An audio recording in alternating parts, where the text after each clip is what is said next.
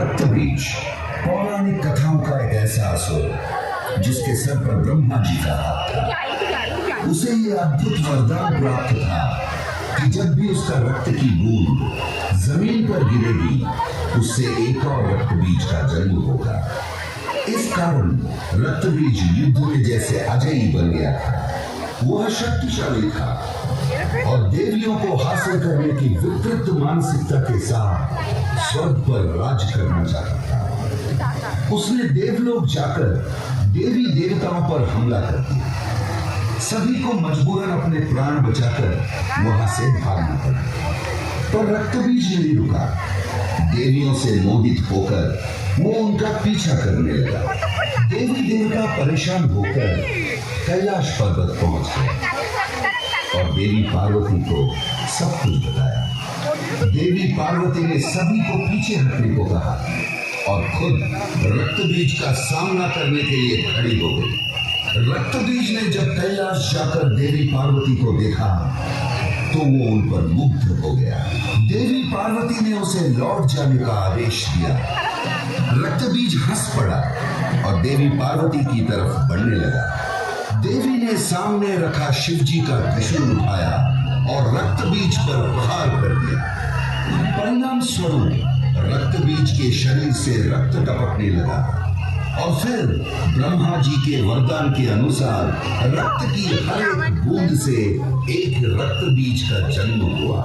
ये देखकर देवी कोपित हो उठी और सारे रक्त बीजों पर हमला कर दिया। इससे कई और रक्त बीजों का जन्म हो गया। देवी पार्वती का क्रोध अब आसमान छूने लगा था। वो अपने गुस्से पर काबू नहीं रख पा रही थी। जब उनका गुस्सा चरम सीमा पर आ गया, उनका शरीर काला पड़ने लगा, आंखें खून से लाल हो गई और देखते ही देखते देवी ने भयंकर रूप धारण कर लिया। पूरा ब्रह्मांड इस शक्तिशाली भयानक देवी की गर्जन से हिल गया। वे राक्षस जो पराक्रमी देवी के सबसे निकट खड़े थे, उनके गर्जन से भी भस्म हो गए।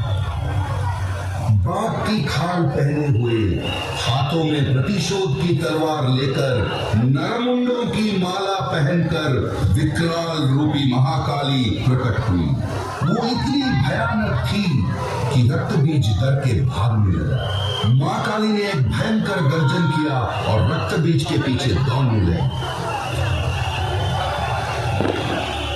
काली मां ने शक्तिशाली प्रहार किया और वो एक एक करके असुरों को निर्मम तरीके से चीरने लगी।